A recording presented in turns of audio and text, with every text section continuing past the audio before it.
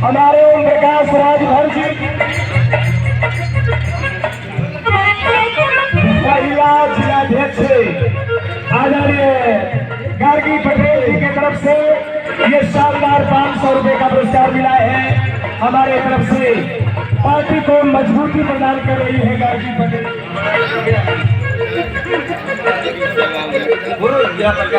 मनोरमा यादव, पूर्व जिला पंचायत सदस्य, आपकी तरफ से 100 रुपए का पुरस्कार। जय समाजवाद। कहना है कैसे, हर गई है अखिलेश सच्चाई जमाना।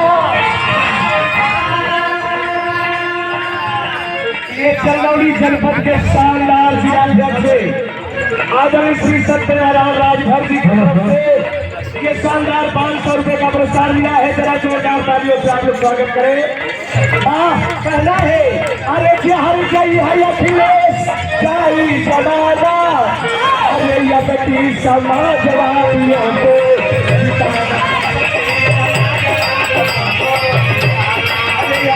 समाजवादियों को ललिता रखे हैं।